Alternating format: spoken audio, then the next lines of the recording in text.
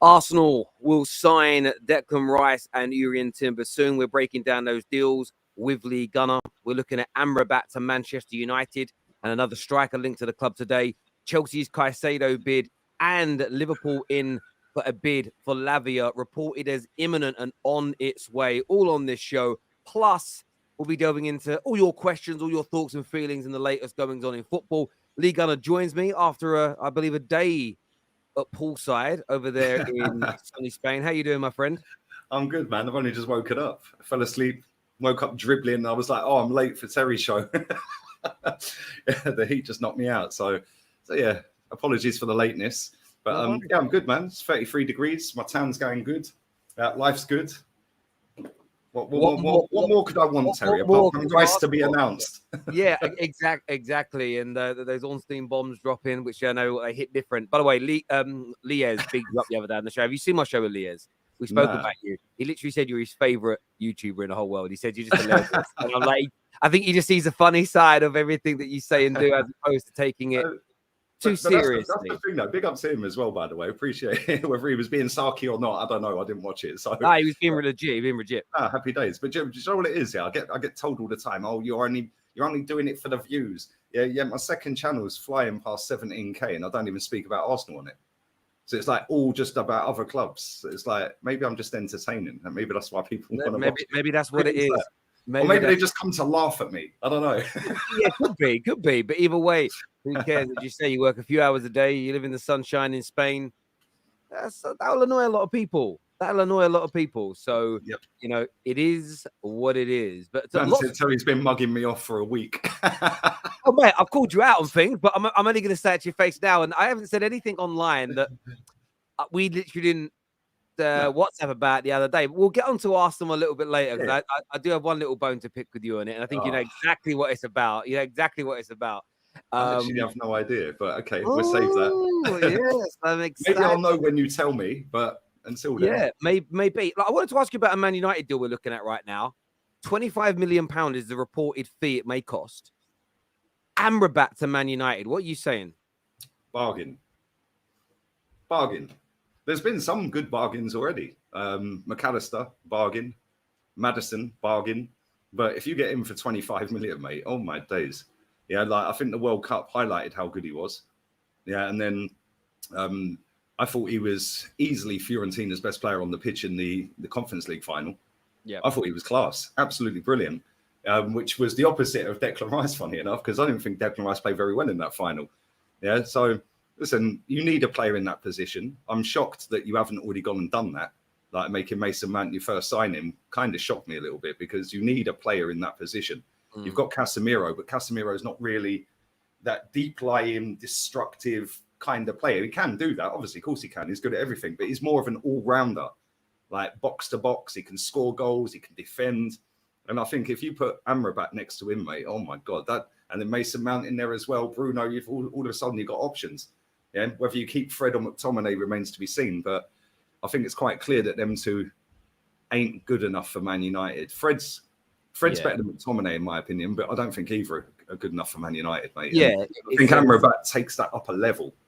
Yeah, and you ain't going to be able to beat up Casemiro and Amrabat if you put them as a pair in the midfield, are you? Let's be real. Well, that's the, of course, that for me is what I'm focusing on, is the element of, if you have those two as your, you can call them a double pivot or two of your three that will become a, listen, if you play 4-3-3 or 4-2-3-1, when you're defending, you almost, those two types of players will drop back anyway. So I don't really care about the formation, but breaking down that midfield will be nigh on impossible. They'll protect the back line brilliantly. And if it's £25 million, it is an absolute snip. I don't care if it goes 40, 50, 60 million. I think Amrabat is worth it.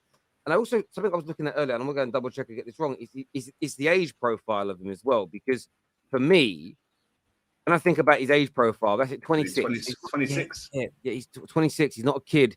He's not a baby. You're not bringing someone in who's 21 years of age. And for me, I want this to happen. Now, there are a few reports in Italy that he's agreed to personal terms. the Italian press has exaggerated a few things this summer. So maybe we've just started, preliminary talks. But I hope this is a real one. I genuinely hope Man United are progressing this and they're pushing it forward, because you see this from CR saying Amrabat is shocking, mate. Yeah, you might be talking about the one that was his brother at Watford? Yeah. Like, you might be talking about, you might be talking about Nordin Amrabat. Do you know what I mean? He's 36-year-old. He's 36-year-old big brother. But you're definitely not talking about the Fiorentina player, in my opinion. But I think he'd be a great addition to Man United. And the thing is, in the market that we're in now, players are going for stupid money, mate. Like, I don't know how long he's got left on his current contract, but even if it's 1 year, I mean, that's still a bargain. Like 1 year, 2 years, 3 years. If you can get him for under 40 million quid, when we're seeing the likes of Havertz, Mason Mount going for like 60 mil. Right, and Mason had 1 year left on his deal, and he's gone for 60 million. If you can get a player in that's been around the block, played in World Cups, like played in final, albeit he lost the final for the Conference League, and people are laughing and say it's only a Conference League. Well, still got to get there, and it's still a final, and it's still a precious situation. So, he's been in some big moments, and we see in the World Cup that he has got quality. So, a lot of people do always want to go down. I'm one of these. I fall into this bracket at times. I want more proven Premier League players at my club. Yeah, I want players that have done it week in, week out in this league, which is why I'm buzzing we got Declan Rice. But if somebody said to me, you can go and get Amrabat for 25 million, I'm getting him as well. Yeah. Like, if that's his price, I want him as well then, because we're looking, your club, my club, other clubs are looking at Lavia, Caicedo. Now, we're talking big dough for these players, and albeit it's not my money and I want the very best players at the club. If he's available for 25 mil, that's a no-brainer, mate. Like, and he gives you, his passing is not great. I don't think he's an elite level passer or anything. But you ain't going to bully him, and he will be combative, and he will win the ball back a hell of a lot, and he drives forward, which is something Declan Rice does it as well. They drive forward, and it scares teams, and it brings players out of position, which opens up spaces. So, of course, if you have him and Casemiro on the pitch, then you can just give the ball to the Mounts and the Bruno Fernandezes of this world, the more attack-minded midfielders, to go and do what it is they need to do. A few people in the comment saying, does he have a bad injury record? I just had a look while Lee was talking. So, like, he had 4 injuries last year. Well, they're listed as injuries, but they were for 2, 3, and 4 days at a time. 2 of them are rests. They're like 1 game here, 1 game there. He's never missed more than 3 games with an injury, barring once where he got injured for nearly a year, and he missed, I think he missed 16 games, but that was back in 2018. So he had a bad ankle injury. And missed nearly a year. I'd have to research what that was. An ankle injury for a year sounds like ligaments or break. But outside of that, all his injuries have been 2 or 3 days here and there. So that doesn't really make any difference anyway, Terry. Thomas Partey didn't have an injury until he played for Arsenal. and the Premier League is more grueling. Of course it is. Like some of these other leagues, you get more time and space on the ball. Like soon as you get into the Premier League, you've literally got 3 players on you as soon as you take your first touch. So players are going to get injured, even if they haven't had any injuries previously. That's just the nature of the Premier League. So, but mate, 25 mil. The thing is, for 25 million quid, you could put him on a 4-year deal or a 5-year deal, and if it don't work out after the first season or the second season, you still get your money back. It's not like you're going to do 100 mil like you did with Anthony. You ain't getting that money back. And that's why some of those cheaper signings, they're less risky because they don't eat into the budget. They're easier to move on, and equally. Look, Casemiro, I think, has got 2 or 3 top years left in us. At least 2, if not 3 more top years. But then at the end of that, you're still going to have a guy now who will be about 20, 29. So you've got cover for him. We also struggled last year without Casemiro available. So you need that there. And I think it will then free up more budget to potentially go out and put a bit more money down on strikers. And strikers is an interesting one because I still think there could be a sting in the tail for Tottenham when it comes to Harry Kane. That's takeover pendant. And listen, I'm hoping Joel Bayer and Rio do know something. Obviously Rio's connected.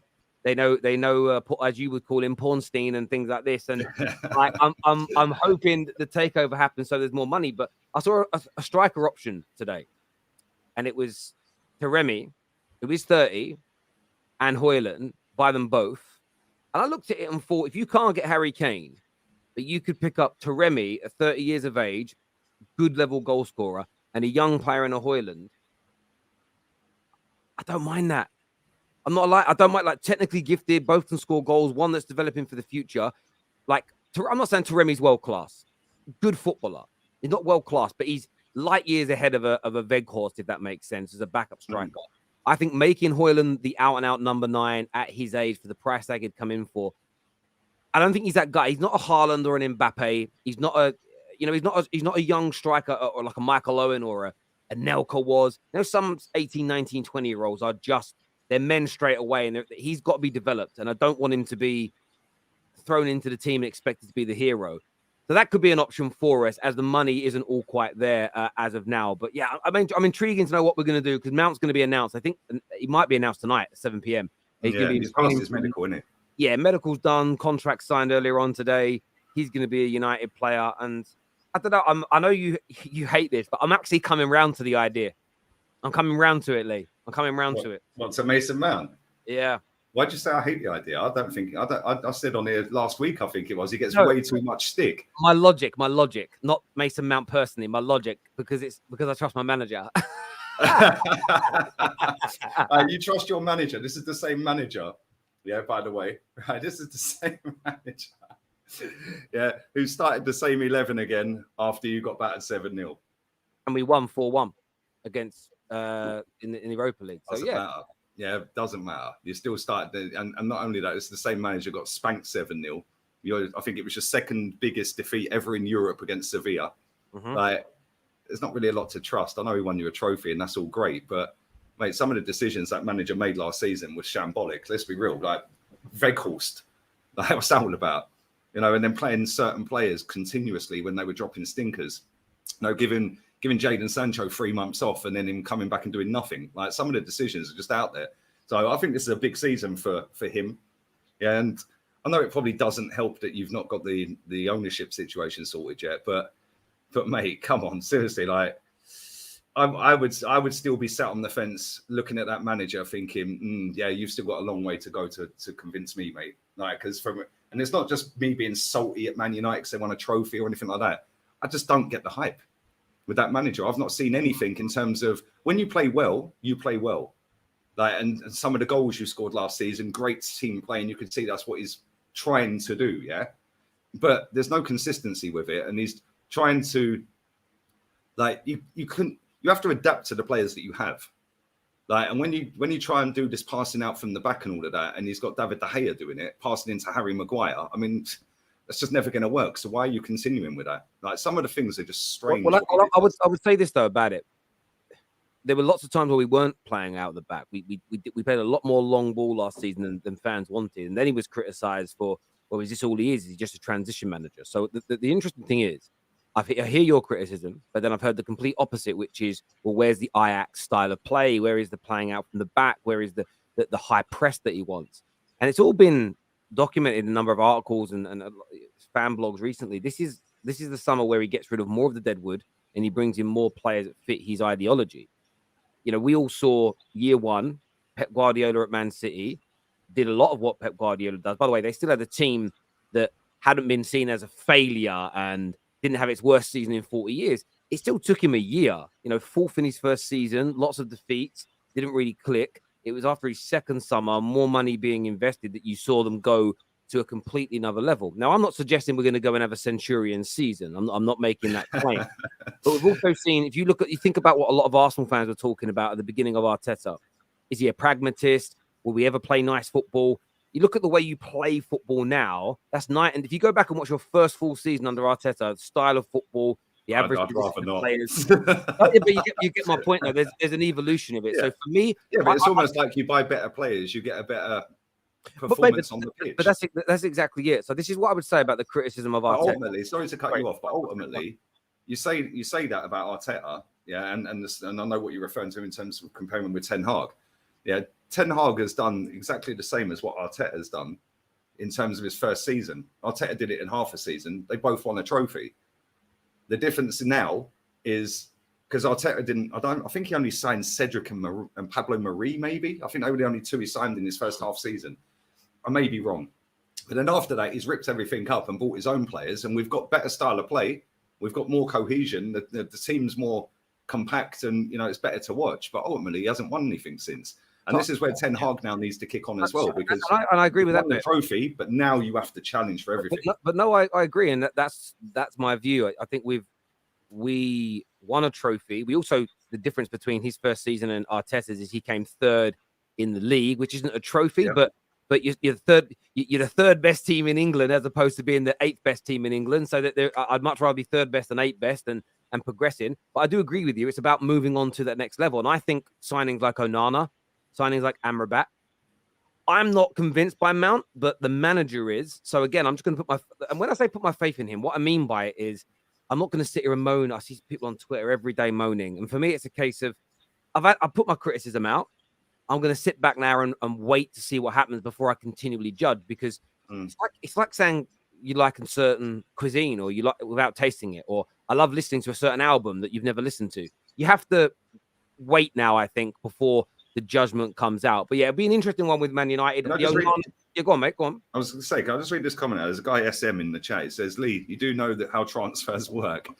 Ten Hag has his list of targets, but United is so cheap and so poor and in such chaos that he's getting backups to his backup options. Well, in that case, leave. Because I remember when he first took over the job, he said that he has the say on transfers. His words came out of his mouth. He says, I have the say on transfers. So if he's gone into Man United, knowing that he's in control of transfers, albeit he's not in the negotiation room with the hierarchy and all that when they're doing the deals, I get that. But if he identifies a target and that target comes to Man United, that's his player. Yeah, it's not like excuse me, it's not like Man United have said, well, yeah, you wanted this player, but you're getting Mason Mount instead. He wants Mason Mount. And let's be real, Mason Mount for 60 million with 1 year left in his contract is not the Glazers being cheap. Let's be real with it. Mason Mount's not a 60 million pound footballer. I get where you're coming from, but let me just logically on this though. What's your dream car to go out and buy? Car? If you give up any car in the world, what would you Probably buy? Aston Martin DB9. Right. But if I only give you if you've only got the money to go and buy a Ford Fiesta Finesse, my first car by the way, that doesn't mean even though you get the choice between the Ford Fiesta and the clapped out Vauxhall Corsa, that doesn't make it your dream car. If the only budget you've got is a Veghorst, that doesn't. Yes, the manager's picking that, but you're trying to pick the best of a bad bunch that you can choose from. So that's where I would defend Ten Hag. Is there've been times where the club, I mean, he fought really hard to get Casemiro. They were going to give him Rabiot. But that's what I'm saying. If you look at the players that he signed, that comment from SM is completely off. 60 million on Casemiro, world-class footballer. Mason Mount, cool, he's not world-class, but he's still a decent footballer, and they've shelled out 60 million on him. Yeah, who else has he bought? Lissandro, 50-odd million. We're not talking about cheap and cheerful players here. We're talking about decent players. I totally understand. His main signings, barring Anthony 100 mil. Yeah, well, no, 80 mil. Okay, 80 mil. 90 million euros. They keep getting put up to 100 million, and I don't understand. I noticed that I think it's BR Sports always put it out in dollars just to make it sound more as well. People do, I'm surprised I haven't seen it in rupees or like Spanish pesetas back in the day, because they're like a million. Turkish lira. Every pound was a million. yeah. Like something like that. Like I see it all the time with that. I'm just like, they love to exaggerate that. But you have spent a lot of money with that manager, and the players you've brought are not cheap and cheap. I know you got in a couple. But where I agree with you, I just want to say where I agree with you is he has to go on to another level this year. With whatever happens, he has to go on to another level next year. So completely and utterly understand that there's pressure on him. I don't expect us to win the league next year in terms of, I don't think we're the favourites, but I expect us to push and get into a challenge. I expect us to do well in the Champions League. You need to start off better, because let's be real, you finished 9 points behind us. So 15 off the top. Was it 15? Yeah. 14 off the top, something like that. Yeah, but your first 3 or 4 games, you were shocking. So if you get a better start and be more competitive in the bigger games, like Man City, Arsenal, I know you beat us at Old Trafford, but away from home, you need to nick a draw. You can't lose in stoppage time. You need to nick draws and in away games where you're struggling away from home against the big teams, and beat them at home. Yeah, and as soon as you do that point swing is completely mad. Our home record, we need to keep last season's home record, barring that. Remember, we lost that first game of the season at home against Brighton, and then we got battered. And then we 2-1 we lost to them. Yeah, and then we didn't lose another game at home for the rest of the year. Like, we need to maintain that home record and do better away from home against the top half of the table. And then we're cooking next year. But you're absolutely right. There is definitely 100% a lot of pressure on us to improve next year. I wanted to ask you a little bit about Liverpool, actually. Liverpool are looking at an Arsenal target in Lavia. The reports today claim that Arsenal are still in a strong position to sign Lavia, despite Liverpool's push. Klopp has Paul, but an exclusive revealed 2 weeks ago. Lavia has said he wants to play for Arteta and Arsenal. That comes from Fraser Fletcher, but Liverpool are now pushing. Where do you see you guys probably? It depends if you're keeping Partey or not, but you probably need another midfielder, especially if Partey is going. Is Lavia someone you want to see Arsenal invest in, or do you think with Klopp Paul and with who Klopp is, do you think they're just going to have too much? It's funny because just before I came on here, I had a video drop on my second channel about this exact same topic. So, yeah, literally minutes before I came on. And I said in that video, I think he should go Liverpool. Like, because they've got Fabinho there. Fabinho is going to be the main player. He's only 19 and Fabinho's won everything. So he's got to say, albeit Fabinho is not a great footballer, he's still a decent standard footballer and he can learn off of him that position. If he comes to Arsenal and Thomas Partey leaves, who's he learning from? El Neni. Yeah, and I know Arteta is going to help him and develop and stuff like that. You'd like to think so, but Klopp's a better manager. So let's just be real with it. And then the same with Man United. If he goes to Man United, because Man U and Chelsea are apparently interested as well. If he goes to Man United, he's learning from Casemiro. Like Chelsea, again, and it's all about game time as well. I said on that video, I don't want Lavia coming to Arsenal and playing week in, week out. Yeah, he's not good enough to play week in, week out for Arsenal Football Club. He's a very talented young player, but Champions League football is completely different to Europa League football. Yeah, and give him, if he goes on the same trajectory as he's done this season, I know they got relegated, but he was easily their best player. Him and Ward-Prowse all season were their best players. Yeah, so you think if he goes on that level again this season, then you'd be like, right, he's now ready for the next season. But you can't be playing in 40, 50, 60 games in a season, mate. You can't. It's not that level yet for a big team. Like for Southampton, you could get away with it, but ultimately they got relegated with him in midfield. So if you keep Partey, then would you want him? Because then you know he's going to play. Well, I want him anyway. I wouldn't expect him to be playing every week. But you've got Rice, Jorginho and Kai Havertz. So is that not enough experience for Lavia to sit behind them? The way you just sneak Kai Havertz into that was mad. He's one of your the manager said he's going to be in your midfield. Kai Havertz is this dominating midfield maestro. No, but he's going to be one of your main four midfielders next season, as it reads right now. If Partey leaves, will be Kai Havertz, Odegaard, Rice, and Jorginho. So if Lavia comes in, he's got a lot of experience ahead of him. So, like, I don't see why you wouldn't want. And no, I do. I said I want him. I'd take him at Arsenal in a heartbeat, but I wouldn't expect him to be playing week in, week out. And I expect better. Yeah, he could come in, but I want a Casemiro. Obviously, that's the dream. I want a Caicedo and Lavia. Yeah, and the thing is, if you actually deep it, Terry, right? We're talking about Liverpool and Lavia. Yeah? If you actually deep it, like, there's 3 players that have gone in this transfer window. 2 have gone to Liverpool. Right? Maddison's gone for 45 mil. Yeah, and then Slobosly's gone for 60 million pounds. And then, what's his name? McAllister. If you add all of that up, that's actually cheaper than Declan Rice and Kai Havertz. And would you take Maddison, Slobosly, and McAllister? Because there's 3 positions filled straight away, and they're all.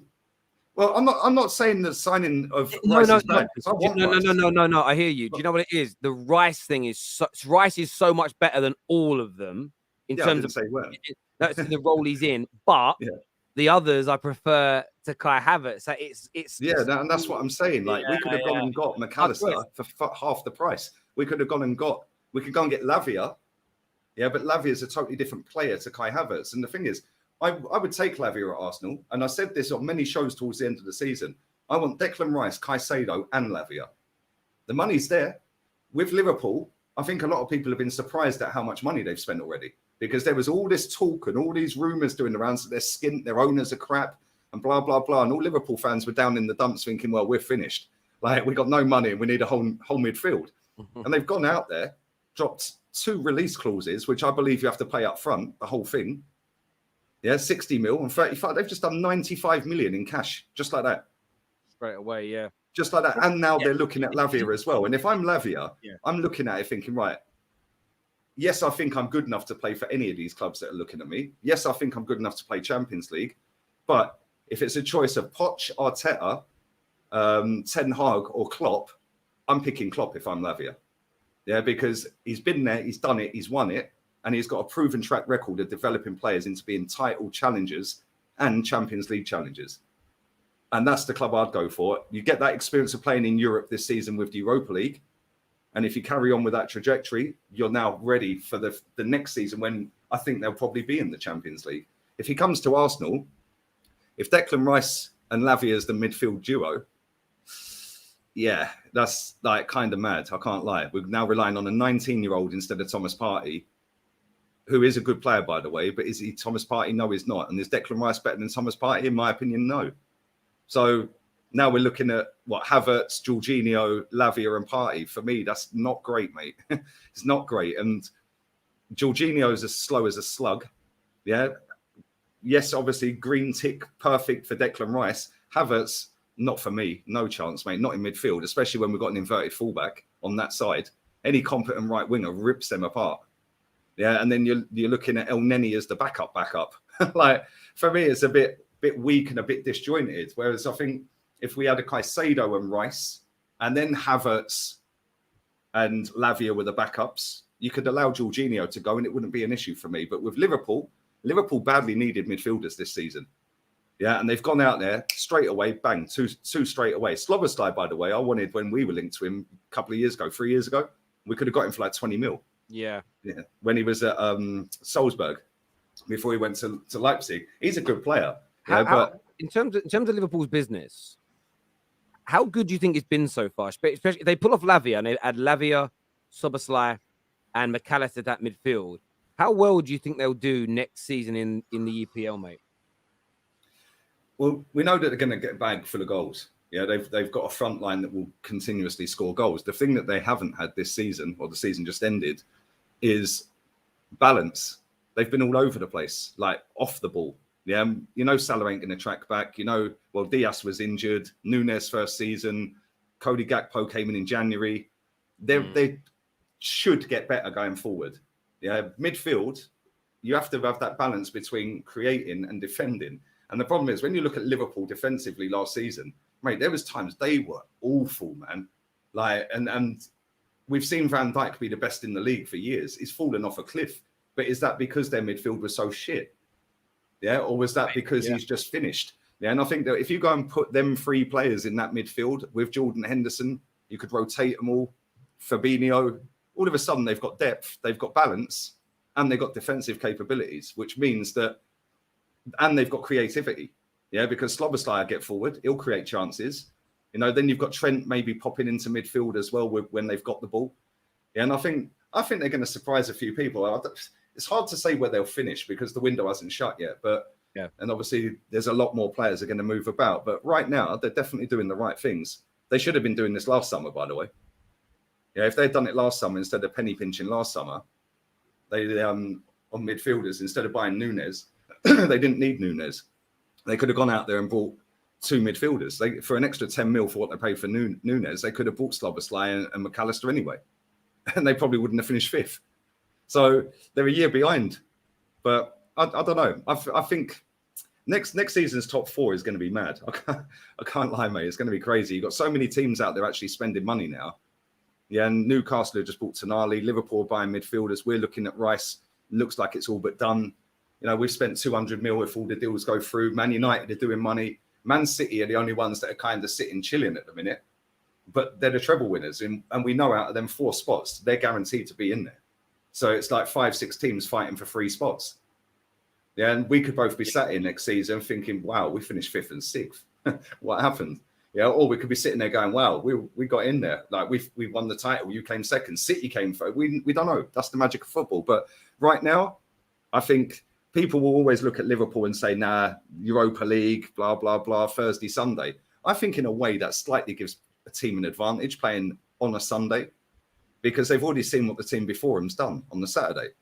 So when people moan about, oh, we're playing on a Sunday, well, you already know what the teams fighting for your positions are, have done. So now you know what you got to do. You don't have to rest on your laurels now. You go out there and you have to get the result. Yeah, and that's when you see men become boys or like boys become men. That's when, as soon as the rabbit's in the headlights, mate, you was like, do it or you don't, didn't you? Do you know what I mean? Yeah, I sort of feel with I never get the nonsense where people say that if you do a play when you play Thursday, Sunday, it's terrible. I get playing if you play Tuesday in the Champions League and Sunday, that's a good rest. But if you play Wednesday, Saturday in the Premier League, which Champions League, which happens regular, it's the same amount of rest. I've never really understood the kind of weak mentality that's put out there by people. But yeah, Liverpool going to be a really, really interesting one. There has been some breaking news in the last few minutes. A national newspaper in Qatar has claimed that, and I'm just going to read this out here. It's translated from Arabic to English. So if there's a few things that are slightly off translation-wise, I apologize.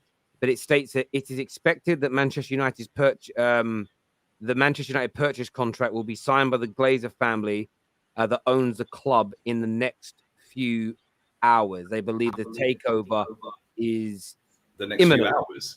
Yeah, well, for me, look, I'll push back straight away on that and say it is the 4th of July, so it's an American holiday today. However, Happy Independence Day to all the Americans. Well done for winning the war. Congratulations on that. So, yeah, we'll see. We'll see. Again, I'm kind of like, we'll see what happens with it. But they're reporting that. I just want to bring that. They're reporting that could be signed today. It'd be amazing if it was. I'd almost like it to be true, just of what Joel and Rio said yesterday. I'd kind of like it to be true. What did they say? I didn't see it. They basically said that they're from their sources until they've spoken to that something was going to happen today. Oh, okay. Maybe it's them that wrote the article. Yeah. It could just be that, couldn't it? It could just be a big nothing burger. But I hope it isn't. I hope it's real. I hope it's the truth because, yeah, I want them in. I want my club to have better owners. Simple as that. Do you think if these owners come in though, do you think they're just going to all of a sudden, like, because your fans are going to be hype if you get them in now? Do you actually genuinely think that the rest of this transfer window, when does it shut? End of August, beginning of September? Yeah. Do you think in the next 6 weeks you're just going to go out there on a madness? Because I don't think you will. It depends what people consider madness. I don't think we're going to go out there and there is the possibility, for instance, like there's a hope of an Mbappe as an example, but the player's got to want to join. I just don't know if that will happen in reality. I put a sarcastic tweet out weeks ago saying if we get the takeover, we'll get him. People really do something like struggle to read the room. But what I think we will be able to do, if the debt's cleared instantly and more money's pumped into the club, remember, the Glazers not put a penny in their own money.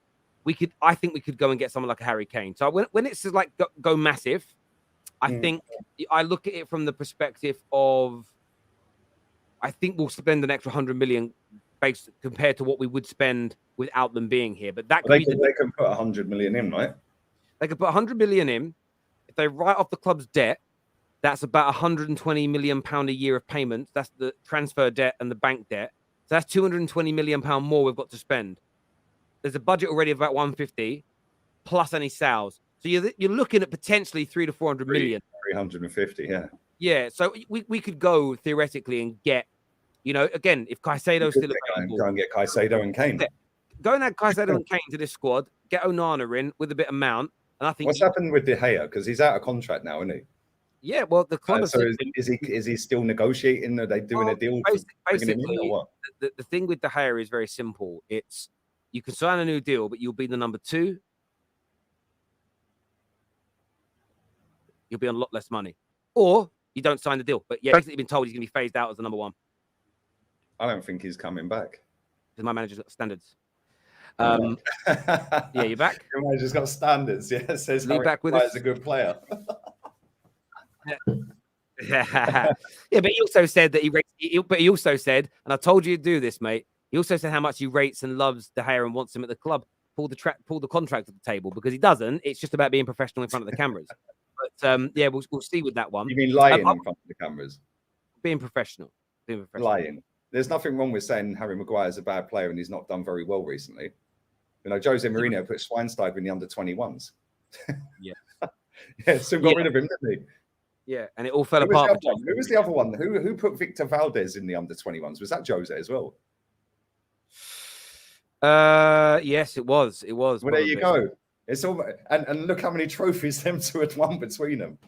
Yeah, and he went, no, they're not good enough. They can go and play with the kids. They can go and play in the under-21s, mate. All of a sudden, bang, they're out the door. So you can do it. It's just whether your manager's got the balls to do it, and we've seen the aim. He'd rather lie. Well, yeah, you call it lying. I call it being professional. Have you ever got any examples of top managers that you know that have spoken horribly about their own players in press conferences during rebuilds? Like I call him, like I said, he's a bad footballer. Mourinho again. Luke Shaw's overweight. Yeah. Okay. So no. Let me finish my sentence. Who have done that and then been successful at the club? Yeah, Jose Mourinho. No, Jose Mourinho. No. So Jose's comments about Luke Shaw came after those trophies, not before. You're so easy to wind up, I swear. No, I'm just saying. People say I'm easy to wind. We wind each other up. Yeah. I'm waiting for let me talk. Let me finish. We've got some super chats here. First one says, I agree with Lee. He's spot on with his opinions. The only thing that Liverpool lost for players, which I believe may have saved us 29.5 million in wages. That McAllister fee is nearly paid. Yep. Yes, but then you've got all the new wages for all the new players who are also going to be on bigger money. Perchy here says, big up, lads. Hope you're both well. Keep up the good work. Where do you see Arsenal? We'll come to Arsenal later. Where do you see Man United finishing? We'll save the Arsenal bit for later.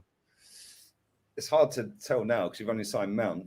You ain't got rid of any of the dross, apart from the goalkeeper who's finished at the club by the looks of it. So I don't know. It's difficult. It's hard to predict now. Yeah, because what will happen is everyone will clip this up, and then this time next Sunday, oh, you said Man United to do this. Yeah, like the thing is, come back at the end of the transfer window. As it stands right now, they ain't getting top four. As it stands now. Yeah, as it stands now. Yeah, and we're on 4th of July. Yeah, ask me in the 4th of August, just before the season's about to start. Might be a completely different story. 4th of September, when the transfer window's closed, totally different story. Because Man United could have new owners. They could go out there and have Kane. They could have Onana in goal. They could have Caicedo in midfield. Like they could have gone and bought Hakimi, or I don't know. They could have gone and done loads of business. It depends. I hear. Wait, we'll see what happens. Will be there. I think Man United. I think yeah. I'm going to give my predictions once signings are all made. But yeah, I think we'll make the top four next year. I really do. It's being reported that the Glazers are about to sign papers that will make the Qatari the owners. Is this true? Well, the report is true. I don't know whether the story is true because I'm not one of the Qataris, so I've got no way of knowing. But the story is true. It's on their website. I don't know how credible they are. I'm not from that region of the world, but yeah, it has been reported that they have said that. Lee is correct about Erik ten Hag. Love your standards, legend, is what's been said there. Cheers, mate. I'll pay you later. Lee, are you with me on tired of close bids crap? Even Fabrizio retweeted his tiredness on these transfers. Yeah, somebody sent me a screenshot last night. He actually liked a post of an Arsenal fan saying that he's bored of waiting for these deals to go through, and he actually liked the post. But the thing is, there's so many people out there that just want to be first on everything. Yeah, like we see last year with this Thomas Partey story when he was on the plane and then not on the plane, and somebody, I think it was Chris Wheatley. It was Chris Wheatley. He ended up not working for Arsenal or reporting on Arsenal. He went to Forest. I've noticed, he's back on the case on Arsenal now. Yeah, and it's but he wanted to be first on getting the news out, and he ultimately cocked it up. And that's the problem with these so-called journalists. Half of them ain't got a clue what they're chatting about. Yeah, they get told some information by second-hand person or third-hand person. Yeah, or they just get told nothing and just make it up, like this Mbappe story, completely made up. It's true. It's made up. And this is the problem. A lot of them do. Terry, I know you get a lot of journalists on. The ones you get on are very respectable, to be honest with you. Ben Jacobs is decent. I like listening to him. What's great about Ben is Ben goes into granular detail, and it actually annoys a lot of people because the bulletproof journalism. 9-minute answer. Yeah. But it covers everything, and he won't commit to something unless he's been told it, and he may not be first, but he's very accurate, and that's the difference. Like, you very rarely see him edit his tweets. A lot of other journalists, you see their tweets edited 3, 4, 5 times. That's the problem, though. Everyone just wants to be first with the news. Like, how many times have we heard with this whole Rice and Mount stories? And Havertz was done quick. The reason Havertz had to be done quick, it had to be done by the 30th of June. for FFP. Yeah, whereas like the same, well, Mount, I think that was done by the 30th of June officially. Like, yeah, to get FFP books balanced at Chelsea, which is why them two deals went out quick. But they've not. Ours was announced and leaked. Yours hasn't been announced yet. But them deals were done before the 30th of June. Yeah, but everyone's putting them out there, and it's like nobody has a clue what they're chatting about. Like, what's the Mbappe story? Oh dear, you must have seen the Mbappe story. Come on, Zell, you're trolling. No, I didn't. I saw one to Liverpool a few weeks ago, but I haven't seen anything. Are you talking to Arsenal? Yeah. So that's what I'm saying. Somebody made up a story, yeah, saying something along the lines, I'm paraphrasing, yeah, something along the lines of he's out of contract next summer, yeah, and the way Arsenal are spending at the moment, the way we've got the wage bill down at the moment, we could be in for Mbappe. Obviously, that got everyone in a frenzy. Like, the thing for me with Mbappe, yeah, we all know he's going to Madrid. It's just a matter of time whether he goes this summer or next summer. He is going to Real Madrid. Like, and I've seen people, when we're linked to Tchouaméni, saying they have to get rid of some of their players to balance their FFP books. What a load of rubbish. Yeah, they have got a net. And I know net's not a real thing, but they have made a profit in the transfer window 3 out of the last 5 years. And they've got a net of 150 in the last 5 summers. Profit. Spend. They've spent 150 over the last 5 years combined. Yeah, the last time Real Madrid spent big was when they signed Hazard that summer. They spent 300 million that summer. Yeah, but last summer they made profit. The summer before they only signed Camavinga. So Real Madrid have got the money now to go and get Mbappe. Whether that be 130 plus a million a week, or whether that be a free next summer and pay him $1.5 million. And the Mbappe deal was only delayed for one reason and one reason only. It's because of a loyalty bonus that he's owed by PSG. So he needs to be today. there. Funny you bringing that up. I see today that that's been resolved, but I don't know how true that is, because again, yeah, that could just be something out there. But being resolved also might mean he has to wait past a certain date. So you know when Neymar went to Barca, from Barca to PSG, all summer, the story was, will it or won't it happen? I remember listening to Duncan Castles, who he's not a transfer journalist. He just speaks about things. Sometimes there's a difference between a transfer journalist and a sports writer. Sports writers hear stories and they just come to what they're hearing. They don't go down into, I think this is true and this may happen. It's just, oh, I heard this rumor and I heard this being discussed. They're not trying to create a linear process of what's going on and be right. They're just saying what they've heard. And clubs speak to loads of people. But he was saying and this was like in the May, early June time of the summer, he said, yeah, it will happen, but it'll be late because Neymar has to stay at Barca past a certain date. So a big loyalty bonus gets paid, the majority of it, which is going to his family. So no matter what he does, it won't be until very late in the window because he wants the loyalty bonus. And it just got disregarded. And it was on, off, staying going. And then the date passed. His family got his money. Predominantly his dad, I believe, got the money from it. And then like the next day, he was on his way to PSG. It's just sometimes one of those things where things are done ahead of time, but everybody just stays quiet about it because of these reasons. But yeah, I didn't see that. I mean, the Arsenal one's one of those interesting ones. I read something on football.london once, and it was literally an opinion piece. But it was trending news. Especially that platform. That platform. Oh my God, Football London's worse than the Sun. Yeah, they have football trend writers. Yeah, and then they have the clickbaitest title in the world.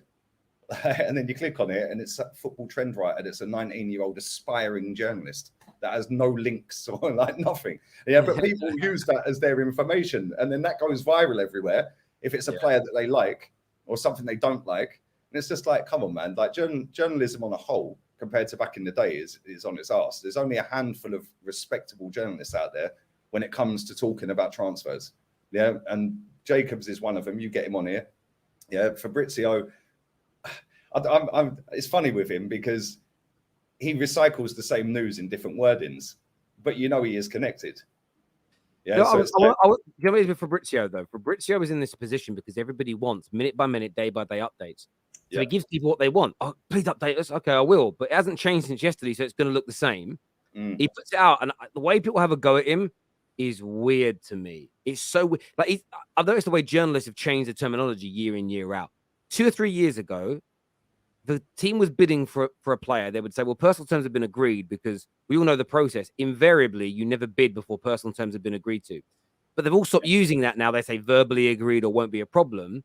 In case when the bid gets accepted, the player then agrees to go to a different club. And they go, well, you said it was agreed. Yes, but Ben goes into great detail. Sometimes players agree with 3, 4, 5 clubs in the summer.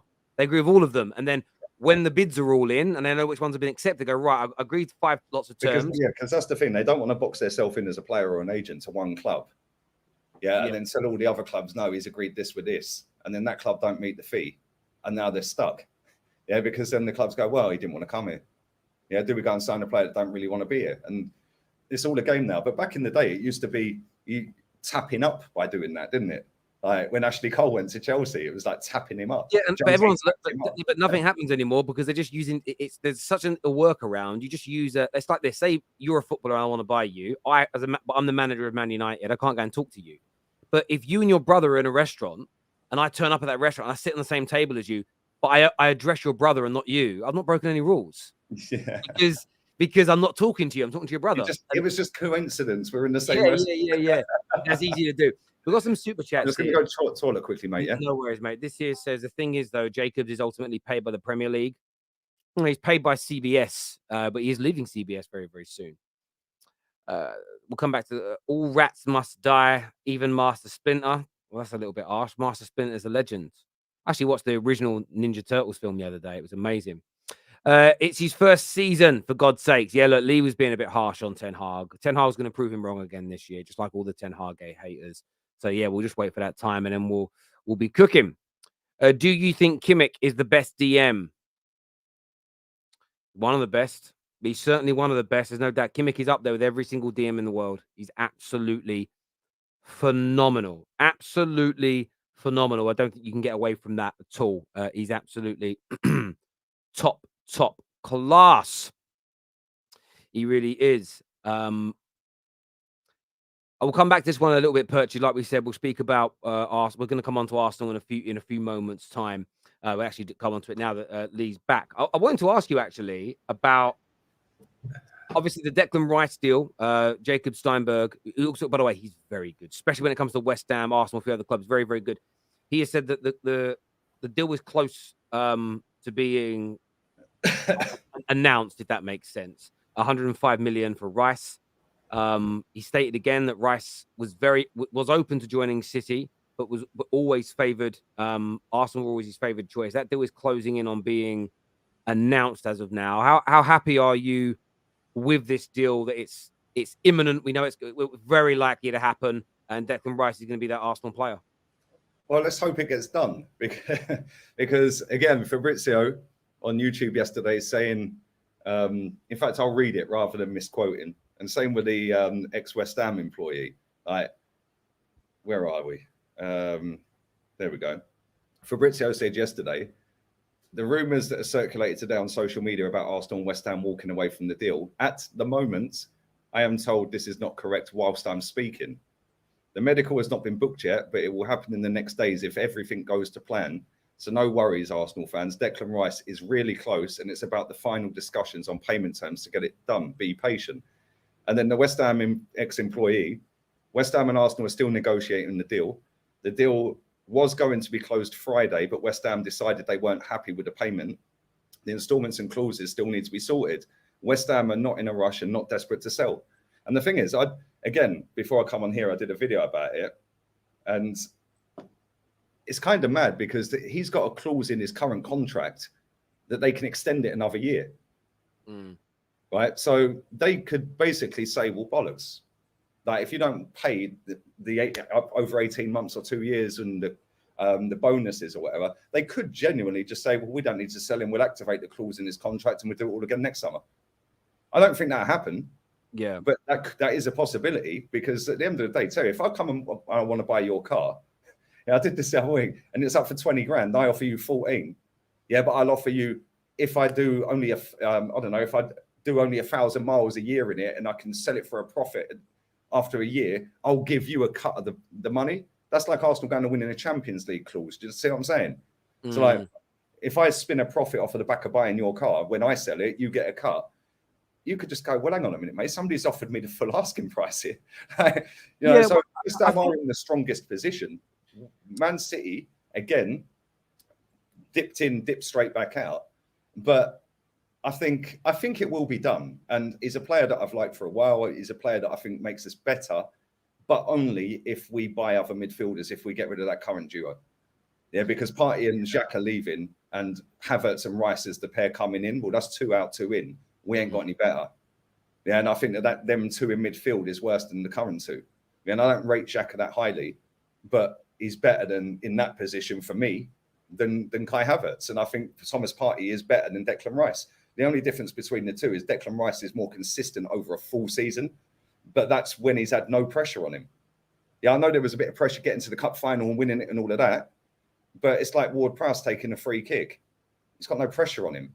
Yeah, now do a free kick like Beckham did to get us to a World Cup, and you have to score or we're out. Yeah, there's pressure there. You have to do it. Champions League finals, you have to do it. Yeah, and I want Declan Rice, but we was under the impression it was Declan Rice and Thomas Partey. Yeah, now Thomas Partey could be leaving. Xhaka's apparently leaving, agreed a fee. And now we're going to potentially have Declan Rice and Havertz. We need Caicedo. Yeah, and the fact that nobody's bid for him yet tells me that we still have a chance. But on the flip side, with this Rice thing, West Ham could genuinely just go, well, nah, if you ain't prepared to pay it over the next 18 months, we're him. And then they could alert Man City to that via his agent, right? And Man City could go back in. I don't think any of this will happen, but these are all things that could happen. No, it could, look, there's always that outside chance. It was funny. I spoke to a journalist very early Saturday morning. I was busy most of Saturday, and I wanted to record some content. And he said everything's done. West Ham happy with everything. It's going to go through real quick. And then come Monday, West Ham said, actually, we want to renegotiate the payment terms again. Again, things I've been just talking to journalists, really. This isn't like inside knowledge. This is just speaking to the journalists. And I don't share what journalists say unless they've already put it out, because that'd be unethical. But it's still kind of moving on. It looks now like what's going to happen is you're going to be making 3 installment payments over a 24-month period, which I do think for 100 million, I think it's not unreasonable per se, but most deals of this size are spread over the length of the contract. So we've halved our wage bill and more since Arteta's been there. We've got millions to spend, mate. We could go and do 200 million if we wanted. I understand that, but most clubs, when they spend over 70 million, spread that cost over the length of the contract. Or they go and get a bank loan. Yeah, but it's the same difference. You know, you're still paying it back over the length of that contract. So yeah, but if we went and got a loan from the bank, we could give West Ham their money in one and then pay the bank loan over 3-4 years. No, yeah. So maybe that's what you're going to do. So it was only the other day it was announced. Can I just address all these people in the chat that's saying that he was under pressure, he was fighting relegation? Absolute bollocks. Yeah, because like Ward-Prowse, whether they get relegated or not, they're still a hero of that football club.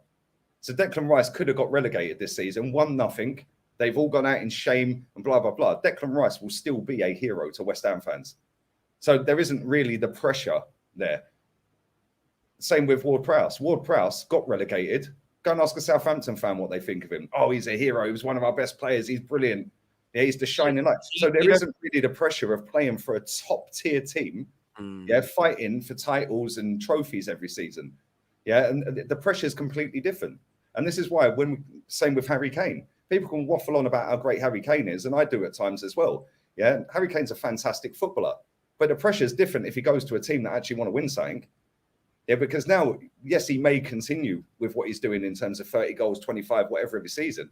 But if he goes and joins Man City, or he goes and joins Man United or Arsenal, whoever he joins, Bayern Munich, Madrid, whatever, the pressure's different because now you have to win something. Yeah, whereas playing for Tottenham, they couldn't care less about winning anything. Yeah, and it's the same with Rice to a certain degree. Yes, they won a trophy and well done, and he was a big part of that, albeit he didn't play great in the final. But the pressure's totally different playing for West Ham than it is playing for Arsenal. Yeah, no, I couldn't agree with you more. Again, I think it's people taking things literally. Of course, there's pressure playing for Southampton, but it is not comparable to playing for one of the big teams in clutch games, in finals, in title races. It just isn't. As far as I'm concerned, I don't think it would be. But you have managed. You know, Arsenal have done one. I know you haven't got it over the line yet officially, but it probably will. But you did manage to stop Man City, who put a bid in, and you stated, and I'll quote you. Well, I'll play it. Oh, here we go. Here we go. This is what you're going to try and do. Yeah, go on. Whether that be Man City, Man United, Chelsea, Bayern Munich, or any other football club on the planet, will pay what they want, and they've got us by the cojones right now because we've gone in there with a stupidly low bid, which is nowhere near the valuation of the player, and now Man City is sitting there going, well, keep us informed then. And keep us informed then. Chelsea, keep us informed then. let's be real. Chelsea are going to get rid of Mason Mount. They're going to get rid of Kai Havertz. They're going to get rid of Pulisic. They're going to get rid of Ziyech. Kante's going. They're getting rid of loads and loads of other players. Koulibaly could be going. They're going to get rid of about 10, 12 players. They're going to get a lot of money in this summer. So don't rule out Declan Rice actually going to Chelsea, because that could still be a thing, you know. Yeah, apparently he only wants London. We keep hearing he only wants London. He only wants London. I'm telling you right now, if Man City bid for him, it's finished. It's done. He's going Man City. And obviously he's going. Prediction. No, I know. But please let me finish, right? It's not about like. Obviously, I have a laugh on Twitter. I put it out on Twitter and just put out like a. I bet you put something along the lines of Lee's in the mud, or exactly what I put, right? But for me, what's funny about it is I'm just having a laugh with it, right? The craziest part about it is what I saw you put on Insta and what you messaged me privately. When I say it made me laugh, I weren't angry, annoyed. It made me die. Where you, and correct me if I'm wrong, you essentially said that you don't even think there was a bid. David Ornstein made it up to make Arsenal look better. Well, it wouldn't surprise me. This is the same journalist, by the way. No, hold on. Terry, we're seeing, just to divert, but it's the same premise here. Granit Xhaka, 13 million fee, agreed in May to go Leverkusen. This has been reported by all of these people, 13 million. Now, all of a sudden, yesterday, that's been risen by 8.5 million, just like that, and they're cool with that. So it weren't 13 million to begin with then, was it? And now what it does is it makes the club look amazing. Oh my God, they've managed to grab another 8.5 million and nearly double the price for Granit Xhaka. Who's to say Man City put a bid in? We don't know. They might have done, and listen, I think they did, and I even said that on many videos, but people missed that bit. Yeah, I did actually say, I do think they put a bid in. Yeah, but again, Man City have a limit, like they did with Alexis, like they did with Ronaldo, like they did with Harry Maguire, like they've done with many other players, Van Dijk. Yeah, how many of them have they got wrong? Only Van Dijk, really. Yeah, and I'm not saying Rice is going to come to Arsenal and flop. I don't think he will. I think he's quality. Yeah, but again, that gets lost in translation. Yeah, because I've said if Man City come in, it's game over. Man City, did they bid? The only person who put that out there as the main source to put that out there was David Ornstein, who's in the club's back pocket anyway. When that Declan Rice deal gets announced, if it gets announced, or when it gets announced, David Ornstein will tweet the announcement 1 minute before Arsenal. The same as he done with Kai Havertz, the same he does with every single Arsenal transfer. So the main source is somebody that's allowed to tweet out an announcement of an Arsenal player before the club do. So how do we know there was a bid? That's all I'm saying. I'm not saying there wasn't. My challenge to that, though, is I get your logic, but my challenge to it is there were, and I don't remember their names because I don't follow them, but there are City-based journalists who are highly credible for City fans who also claim there was a bid. I don't think. Yeah, of course they would, because they went off of Ornstein's words. No, but I'll tell you why they wouldn't, though. They don't want to miss out the traction. Lee, but this is where the logic falls down. What you've stated in the past is that the likes of Ornstein will do what Arsenal tell him to do because it keeps him to a certain degree, yeah. To a certain degree. So again, if you're a City-based journalist and you need good relationships with City, you are not going to print a lie that they bid for a player that they haven't because Ornstein said it, because you're going to damage your relationship with City. So for me, too many credible journalists tweeted or posted articles or went on TV and said the bid had gone in for it not to have existed. So for me, I do think there was a bid, but at the same time, Man City don't need any of them journalists to peddle out PR because they ain't about PR; they're about winning. Yeah, like whereas with Arsenal, Man United, even Chelsea at the moment, they have these journalists indirectly in their back pockets to peddle out the club narrative. Man City's club narrative is simple; it's crystal clear: win at all costs. Win everything. We've seen it with Khaldoon sitting doing the interview. He sat there and win. He said he was stood on the pitch when they picked up the Champions League, that night in Istanbul, and he stood there with the hierarchy, and he said, "Right, we go again next season, and we do even better." They've literally he ain't even got it in his hands. Yeah, The CEO, he ain't even got the champion. He said, right, we go again. We get better next season. And that is the difference. Yeah, Man City don't need PR. Arsenal do, because Arsenal haven't won anything for 3 years. I agree with that. But I'm not saying there wasn't a bid. No, I hear what you're saying. At 11 o'clock at night, there was a bid. Yeah. And then all of a sudden, within 10 minutes, it's rejected. So why are you tweeting and then 10, 15 minutes later saying it's been rejected just straight like that? It just looked funny to me. Yeah? I understand where you're coming from. Last week, 70-30. 70% thinks they did bid. 30, I'm kind of. I get that, but the real reason that I bring it up, Lee, is because this should make you very proud as an Arsenal fan the way you got the deal. And the reason I say that is because fans like you, you've sat.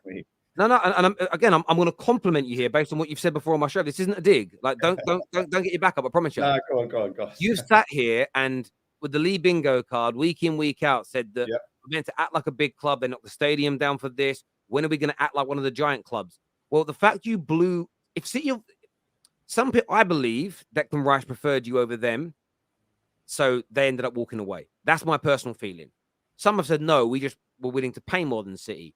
But either way, as an Arsenal fan, you should be buzzing because you've blown the best team in the world out and the richest team in the world out the water financially for a player. And Arsenal stopped in my lifetime. I don't really remember you doing it very much. And from sort of 2004 onwards, Arsenal have not behaved like this on a regular enough basis. So there should, in my opinion, yes, you should want more and you should expect it shouldn't be something you celebrate like a trophy. But there should be pride and there should be praise and this should be used as a point to say this is how you do it and get it done for your number one targets. Because I think a lot of you gooners thought as soon as City got involved, you lot would sort of cower away the fact that Man City can offer more money if they really wanted to. They can offer at least the same. They can offer guaranteeing trophies. How many trophies they won under Pep?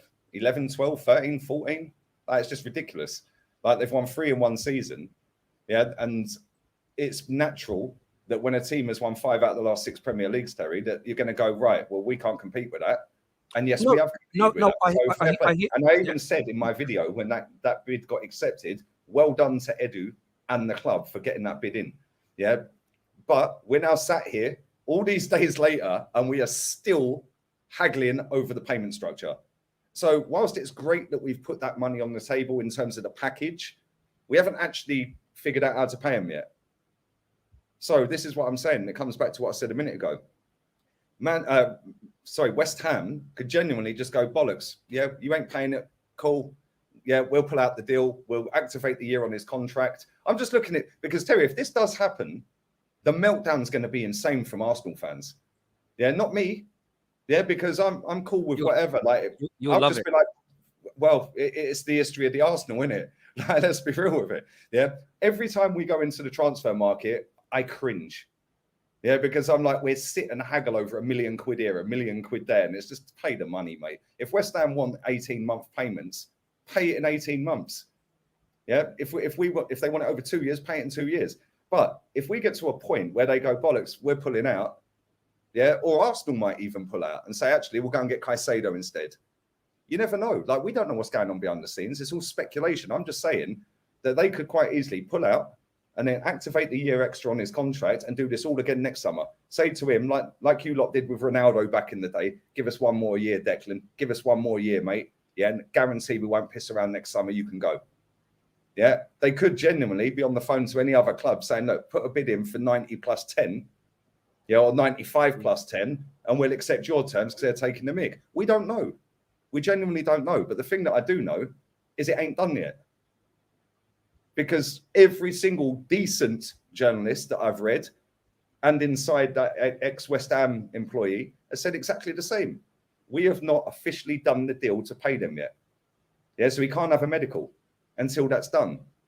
So what are we waiting for? And let's be real. This week on Friday is exactly 1 month since he played that final. Mm-hmm. What's taking so long? Like, we knew how much it was time ago. We put 2 stupid bids in. City came in. We outbid them. Bosh. We'll get it done then.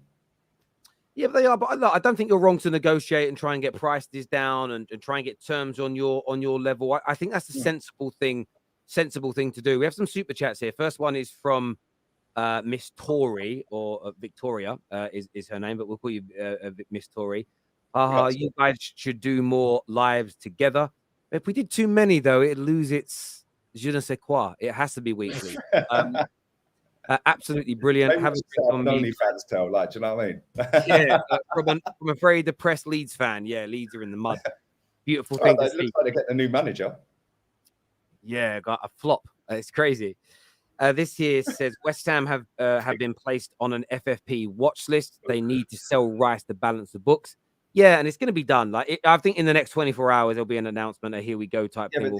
But when you say watch list, what does that actually mean? Because there was talk last January this year, or was it maybe November, December, just before the window opened, that Arsenal were on this watch list.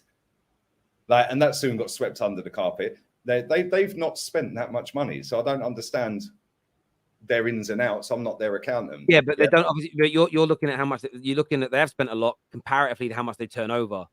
So if a team like West Ham spends £200 million on players, that's a much bigger percentage of their turnover than Man United or Arsenal. Because I'm going to hazard a guess here. If I Google it, West Ham United. So they're guaranteed 100-odd million for being in the Premier League.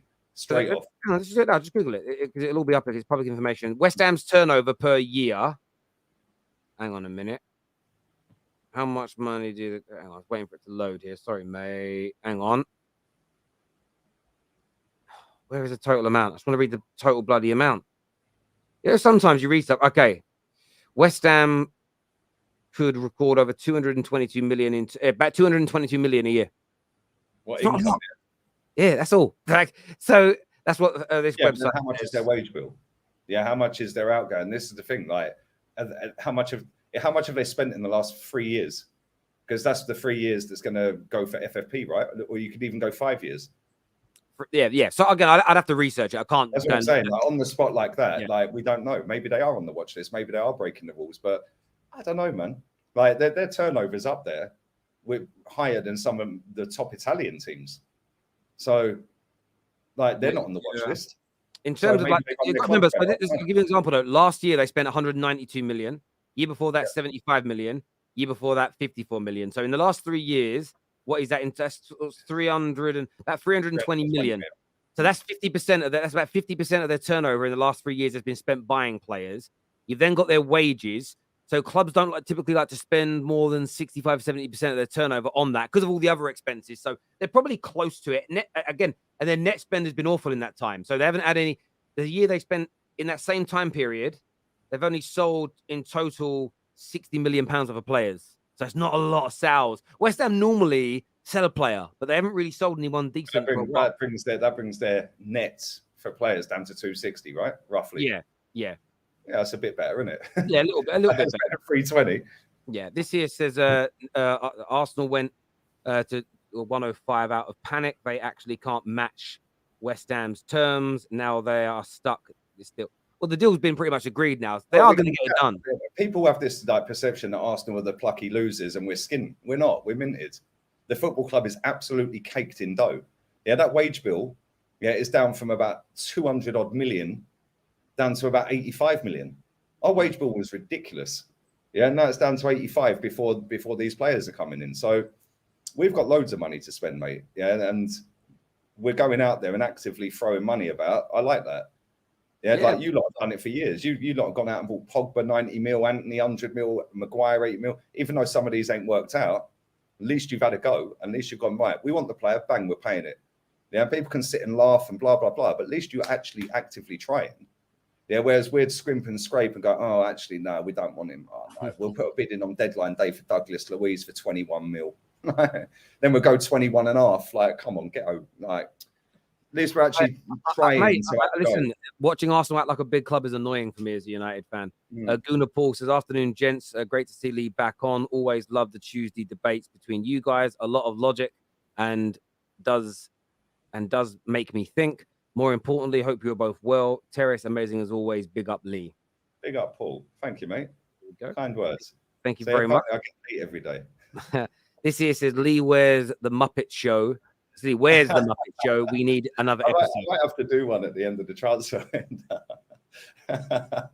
Mate, it's funny. I've seen a certain channel out there asking for dancers, for the Rice announcement. Like, what is this? Strictly Come Dancing. Like, I assume they're going to be doing Rice Baby, and they're going to do the Vanilla Rice dance. Embarrassing. Nice fun. Is that? I assume that's AFTV. Yeah, that'd be fun. Yay. Let's watch idiots dancing outside that we signed a player. Yeah, didn't we do this? Yeah, when Thomas Partey signed, and now everyone wants him like sold. Yeah. Yeah, exactly. Probably dance. It took Robbie about 45 minutes to turn around.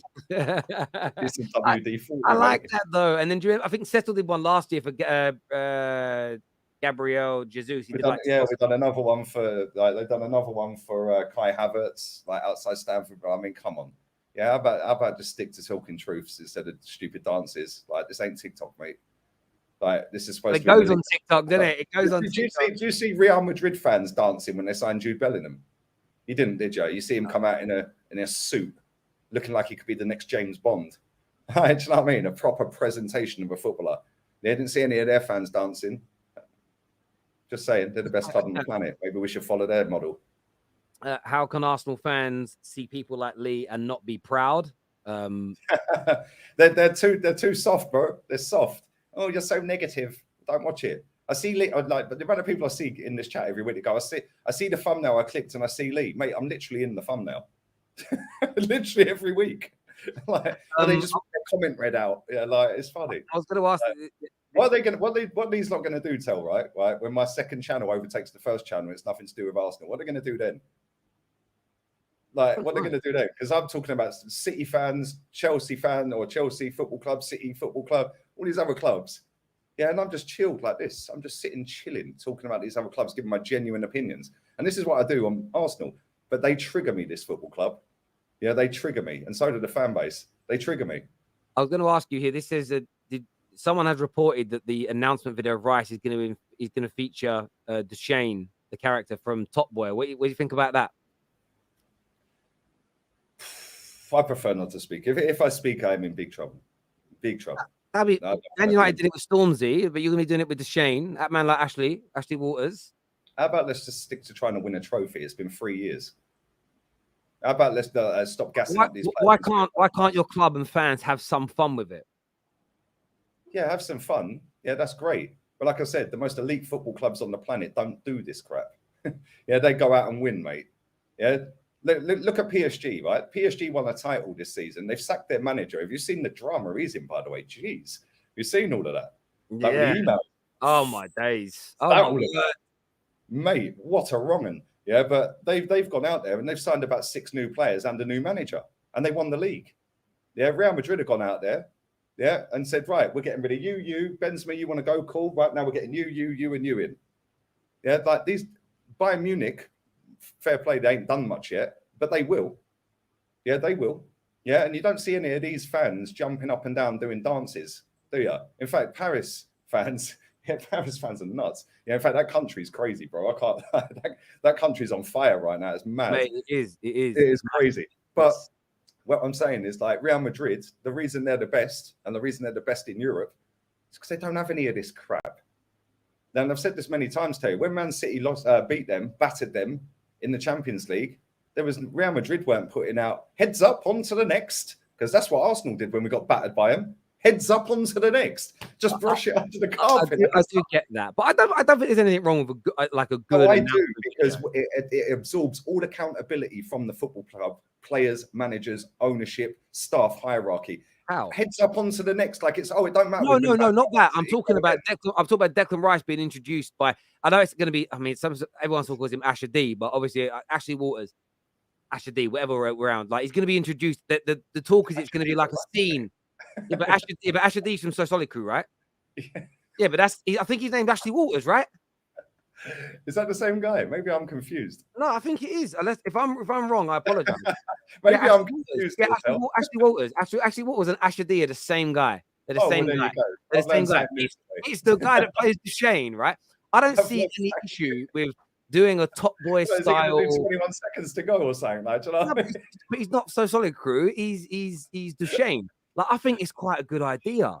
I think it's cool. Terry, you're winding me up. You're triggering me. I know KJ Why? sat backstage pissing himself, thinking this could be a good clip. Yeah. No, but legitimately, I don't understand. Like, it's good for marketing. It's good for getting money in. Terry, It's a how great about way of just start introducing winning? him. How about that? How about just You start can winning? you can have fun on your way. There is no fun in elite level sport. Yes, there is. Really? Go. Have you ever watched The Last Dance with Michael Jordan? Have you ever watched that? There's no fun. Footballers can't have fun. Have you ever watched The Last Dance with Michael Jordan? Yes. Thank you. Does that look fun to you?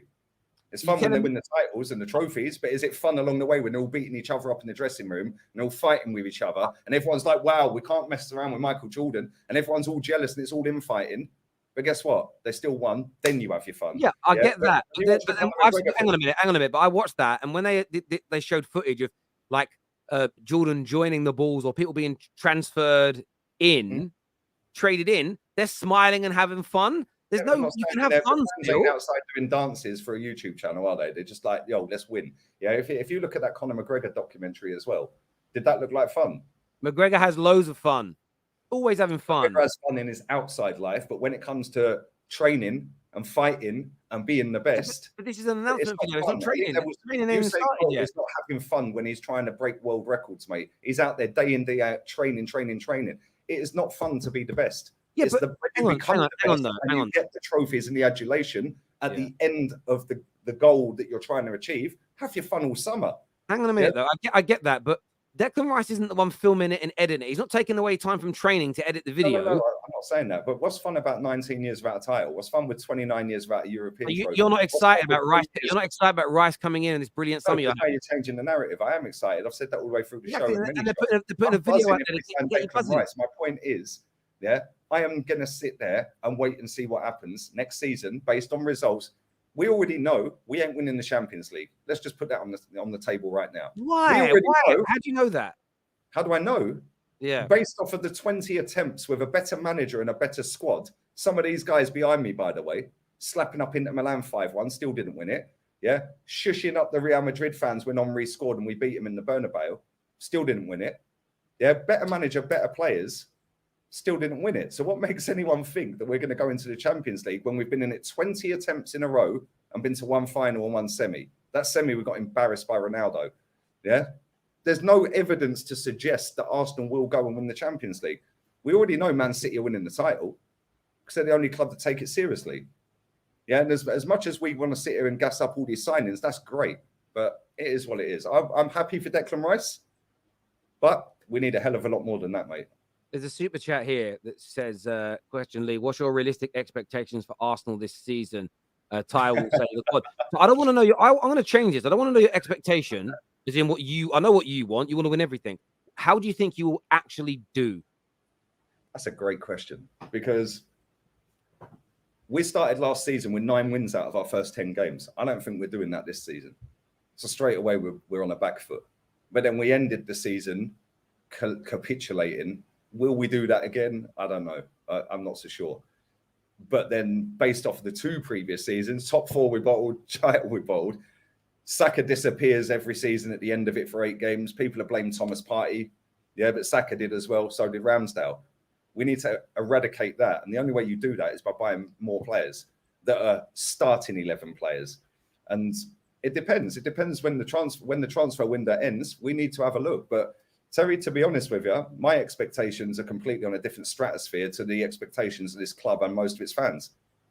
Yeah, I've seen people putting that exact same question out on social media, and people are just saying, I think Darren Bent even said it on TalkSport the other day. Darren Bent, said it on TalkSport the other day. Just maintain the top 4 position.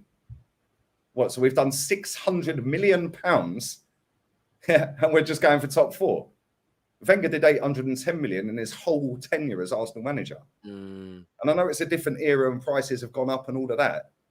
But 600 mil, you better win a title, mate. Yeah, if he goes a season without winning anything, then that's 4 full seasons without no trophy. Where does this end? What do we get to, 1 billion? Do we get to 1.5 billion? Because I've seen a lot of Arsenal fans laughing at Man United for spending over £1 billion and then go and win a League Cup. Yeah, and they're taking the mick out of that. So what? We're with Rice and with Timber and Havertz. That's 690 million euros, which is 600 million. Yeah, 600 million, and we ain't stopped yet. Mm. I'm sure we'll buy some more players before the end of this window. So we could be touching $750 million. And what? We still can't expect a title challenge and to win it. I want to win the title. How much more money do we have to do before it's widely acceptable within our fan base that no, you have to win the title or you're sacked. You have to win like this or you're sacked. When is that acceptable? How many more billions and how many more years with this phases and projects and youth and like? Well, the phases are over. I know people say no. The phases are not over. We're entering phase 4. Ian Wright told everyone. Okay, so I'm going to say this: phase 4 can be true. Phase 4 is spending another £250 million, which you've basically done that already. There is no more excuses for Mikel Arteta as far as I'm concerned. Me and you, there ain't. But mate, there's yeah. People online will be people online, but yeah, he won't get that from me. Yeah, but the problem is, Terry, the people online, yeah, plus the ex-players, not just Arsenal ex-players, but ex-players in general that are Arsenal fans, like Darren Bent, yeah, that are sitting on a national radio station, the biggest sports radio station in the country, which is being streamed out on YouTube to over 1 million people. Yeah, it's sitting there saying, maintain the top 4 charge. Yeah, that's is there crazy. any other manager in the world that's got this level of backing? Yeah, without any expectation. That's beyond crazy. I totally agree with you on that. This is why we smashed the stadium down. For Lee is what Black Gemini said. To go into a big up Black Gemini, man. To go and spend this kind of money. This is what we should be doing, and should have been doing. You know, this is not revolutionary. This is what we should be doing. We should be getting rid of crap players, and we should be replacing them with better, whether they've been here 1 year or 5 years. No, somebody said earlier when I was in the bathroom, they said, yeah, but Ten Hag, give him a chance his first year. Did that work with Koulibaly after his first year at Chelsea then? I'll give him a chance. He's only been here 1 year. No, it didn't. Chelsea went, see you later, you're shit. Yeah, so like, why is it different for a manager? It's true. If you go into your job, if you go and get a normal regular job and you do that job, yeah, and you haven't done that job to a level that the previous 3 or 4 people have done it to, yeah, why would they keep you? You'd get sacked. Yeah, so why is it any different in football? I'll tell you why it's different in football. Okay. Because these people get emotionally attached to them, yeah, because it fills a void in their life. That's it. They look forward to Arsenal because they got nothing else. But where I would Claude was the same. Hang on, though. Football, mate. Yeah, going down to Arsenal. Where I would challenge you on that opinion is this though, because I've worked for it in my own professional life. If you take over a department of a business or a business that someone hires you to run, because the previous 4 or 5 people have ruined it, and you're at the lowest point in its history, you will be given more time to turn it around than maybe the first manager who took over from a very good team. So taking over from Sir Alex is a much easier job than taking over from where Ollie left us. Taking over from Pep will be very. So I agree to a certain degree with what you're saying. Let me finish my point. Yeah. I was going to say, like, I'm just going to grab a drink. Taking over from those world-class managers is hard because you're never going to achieve what they did.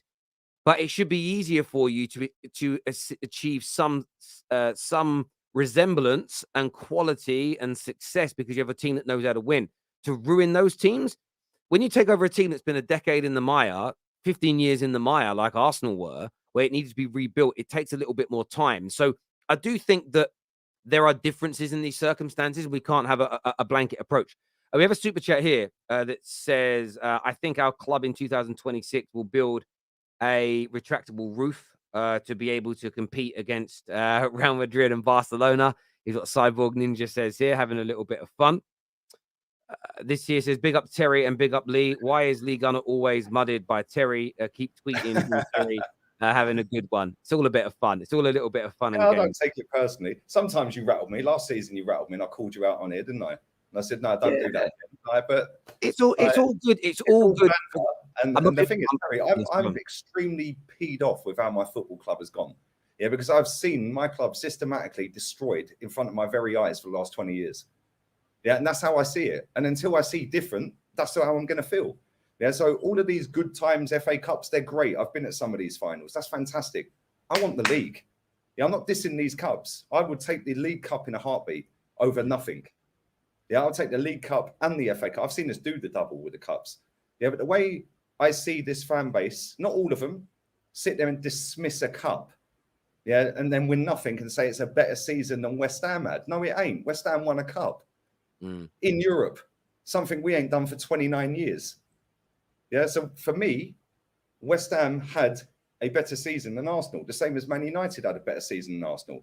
Yeah, when people sit there and say, "Oh, top four this," and "Oh, would you rather finish?" So, like, I see when I did a TikTok about West Ham had a better season. Yeah, but if you had finished 7th, yeah, like you would have kicked off. Yeah, I would have kicked off. But now go and win that competition you've entered by finishing 7th. Because we finished 6th, we finished 5th. We didn't go and win the Europa League, though, did we? And that at the start of the season, by the way. And I understand. Every Arsenal fan online was saying top 4 and Europa League. And I understand. By their very own standards, we failed. I understand that completely, mate. I do. Jay here says we have to win the title next season. Would be upset with anything less, is what Jay says as a gooner. Big up, Jay. Come on. This here says Mbappe to Arsenal is disrespectful to Mbappe. Maybe it was Ethan Mbappe, his brother. Yeah, maybe. I've got a house to sell to Lee. No fee negotiation, though. It's basically saying you can't negotiate fees. You're having a dig at you there. It's easy for someone who doesn't have £1 million in the bank to talk about how £105 million should be finalised. Talk is cheap. How do you know how much money I got in the bank? Or is he talking about you? It can't be me. At the end of the day, it's an opinion. It's an opinion, yeah. And the fact of reality is, yeah, we've seen this a million times before. We put the offer in, it was rejected. We put the offer in, it was rejected. We now go to something that's accepted, and now it's taken nearly 2 weeks, and we've still not done the finer details on this deal. Did this take you that long to get Anthony over the line? From when we put the official bids, well, Anthony was quite late in the window, to be fair. This one here says, Lee, why do you think Havertz is rubbish? We'll have 5 attackers. Well, according to Arteta, he's playing midfield, mate, so we'll have 4. Mikel Arteta's own words on his announcement there with the on the website. It says, you get the little quote from Arteta and from Edu, and Arteta said he gives us great versatility in midfield. So he's playing midfield. Yes, he will play some games up front. I'm sure he will. Yeah, but I've seen a big sample size of that guy in this league to know he ain't good enough. And I may be sat here in a year's time going, yo, I got that one wrong. Yeah. But ultimately, he has to win something. And the pressure's on him to do it. And the pressure's on the club to make him do it. Yeah, and ultimately, if we sit here next season or the end of this season coming and we've won nothing again, questions need to be asked, mate. This here from LJ Brown says, Lee, talk to Minerals. Do you know who Johnny Minerals is? Yeah, big up Johnny, man. Yeah, he's having a meltdown. I've seen bits of his meltdown about Mace. This guy loves Mason Mount. Like, every man and every woman should strive to have a partner that loves them like Minerals loves Mount, because do you know what though, right? I've seen some little clips. Like, one of my friends sent me a couple of clips of him there. Right? I mean, the Havertz Bergkamp talk, I ain't having none of that. None of that at all, mate. Yeah. In fact, it was 25 years ago today, Bergkamp scored that goal against Argentina. Jeez, what a goal. What's a goal? I remember watching that. Yeah. 1998, that was too. 25 years ago, mate. What a goal. Yeah. When Havertz can do anything anywhere near resembling that, come back to me. Yeah. And when Havertz gets in the top 5 Ballon d'Or twice, yeah, come back to me. But as for what he was saying about Mason Mount, yeah, I understand why he's got the ump. They're getting rid of some of their youth players that have got it. They've won at that club. They've won the ultimate prizes. Yeah, and they've come up all the way through. They are proper Chelsea. Yeah, and then they're getting rid of them to replace them with people that ain't got a clue about Chelsea Football Club and the history of that club. And people can sit and laugh when you say history of Chelsea. Yeah, they were winning. They were winning before Abramovich took over. When you won the treble in '99, I think they finished 3 points behind you. Or 4 points behind. They were a decent team. They were in the Champions League before it. They were winning European. They won the Cup Winners' Cup in 1998. So no, they absolutely did. This here says, I get it with what he's saying about Mount and, like, you know, Havertz as well. Havertz, like, I don't rate Havertz. Yeah, he obviously does. I don't rate him, but the way he explains it. 24 years old, he's won the biggest trophy, blah, blah, blah. And you're getting rid of him to bring in some nobody that may or may not do it. Yeah, like, yeah, cool, he's been shit. But he, in his head, would rather have them 2 players at his club than have fresh players that he's never seen do anything. Yeah, and he's entitled to that opinion. This here says, Amen Lee, we must win the league title, is what Chris says. Big up, Chris. Yeah, and sorry to cut you off, right? This is the thing. I've seen a lot of Arsenal fans here saying, we have to win the league this season. We have to win the league this season. These are the same fans that said top 4 in Europa League last season, and now have just brushed out the fact that we ditched that cup and didn't win the league because we had a title challenge. Well, there's a title challenge that doesn't lead to anything and not winning anything. Is that a good season then? Because for me, we won nothing. Yeah. So when they're sitting there saying we have to win the league, well, will you hold them to account if they don't then? Yeah, I hear where you're coming from. This here says Lee, that super chat was followed by Lee. Just be quiet. You're excessively negative. Well, there you go. The club have done a fantastic job in brainwashing millions of people like you, mate, into thinking that winning nothing's success. Yeah. Yeah, they can't brainwash me, mate. I was alive before social media.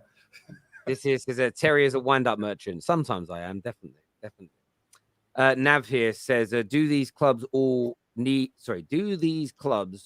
all these payment hustles really like installments? Is it really necessary? I think they need to change it. Waiting. Yeah, look, I mean, it is what it is. The sellers always want the money up front, and buyers want to pay in installments. And we'd all like to live like that. If you could go on anything you buy, even if you can buy it outright, you can pay it in installments, especially if it's interest free.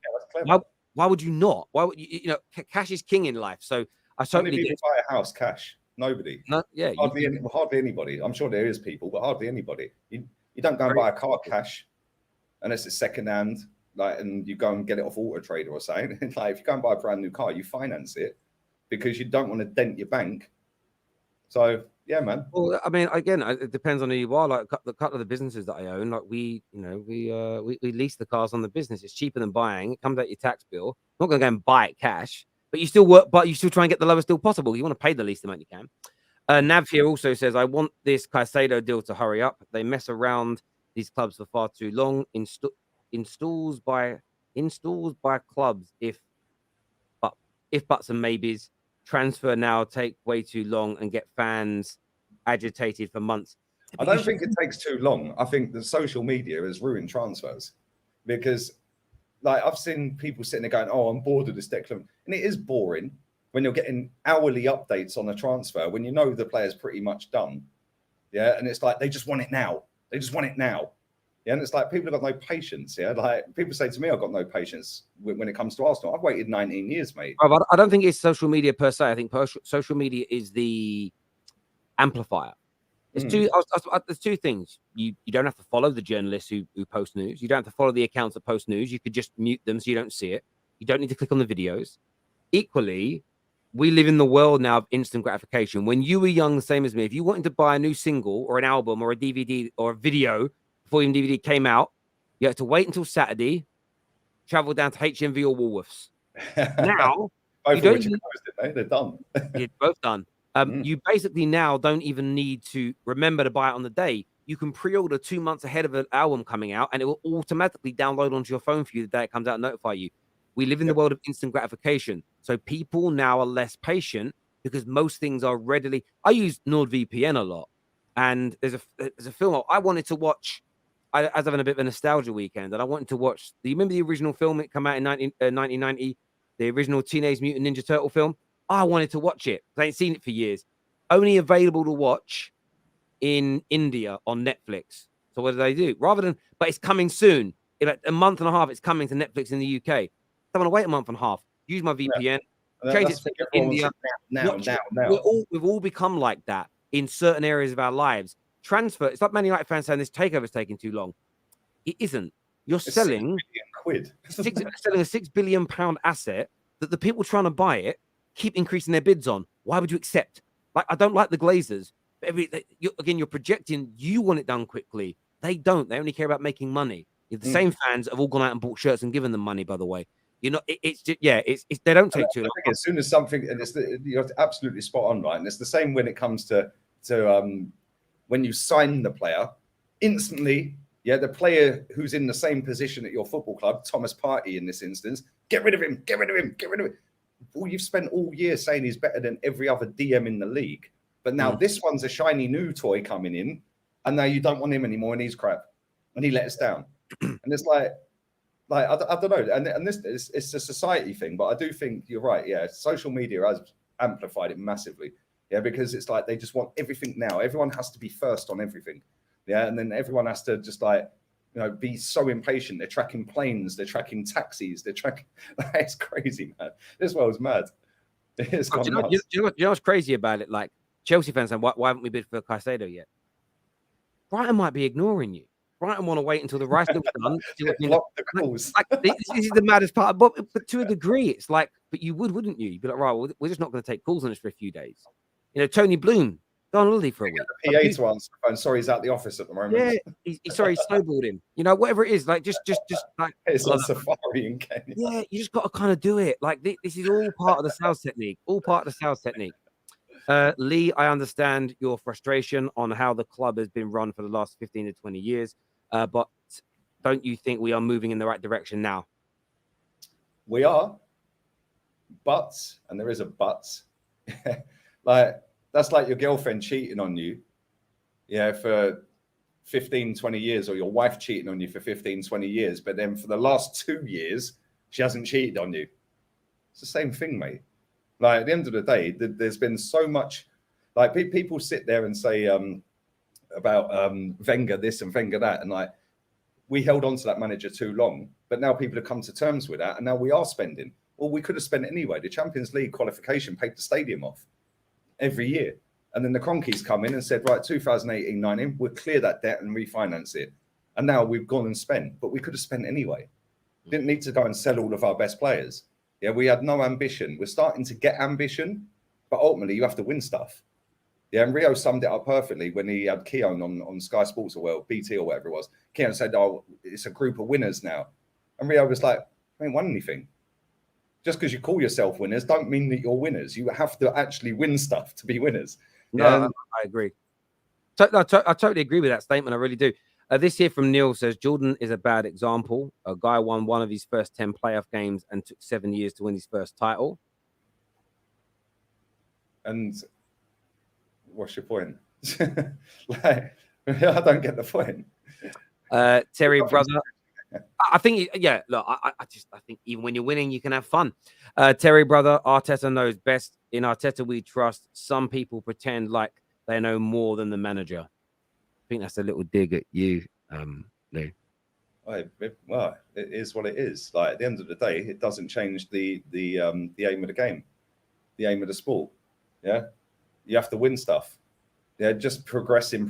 Like I've said a million times before, finishing 8th, 5th, or 2nd. It's irrelevant. It doesn't matter. Sam, if you get put into different competitions off of the back of that, you've now got a second chance to win stuff. And if you don't win that, you failed again. Yeah, trophies and armpits up in the air, and medals around your neck, they're the predefined metric of the aim of the game. Anyone who ain't got one this season failed. Doesn't matter whether you finish 2nd or 8th, you've still failed. Sam here says we can have fun, but we need to win a bit more first, is what Sam says. Yep. They released the animals from the zoo. Damn, France. Yeah, I mean, okay, I see that. They did some mad. They had an elephant and everything. Like that country is tapped here. I swear they know how to riot, mate. They know how to protest and everything. I see a guy driving a forklift truck down the road with a load of nick stuff on it. Like, what the fuck? Mad, bro. An elephant roaming the streets. This here says, don't Madrid do stadium reveals? And this one here says, don't, like, why did it do the keepy uppies and stuff? Would you be happy with stadium reveals and selling tickets to the fans or social media? Yeah. Do you know why? Because if you look at, they don't do that with every player they sign. They didn't do it with Joselu and what's his name? Bellingham did it in an empty stadium at their training ground. Yeah, I don't know why they did that, by the way, because normally it'd be a Bernabeu like 80,000 or 50,000. I don't know why they didn't do it with Bellingham. Yeah, but I'd be buzzing with that. I think that's a good idea. And Real Madrid, like when they unveil a player, the player's in a suit. Yeah, and they do a proper press conference for it and they get the player up and blah, blah, blah. I think that's class. Yeah, but that shows the levels for me. Because all of these, like, did you see the one that Brighton did yesterday? What's his name? Bart something. And they did like the Simpsons. Like, did you see it? I thought that was quality. Yeah, that was so good. Yeah, but I think that an elite football club, like a top tier football club, should be doing it how Madrid do it. Get the guy in a suit. Yeah, get some fans in the ground, do some keepy uppies afterwards and all of that.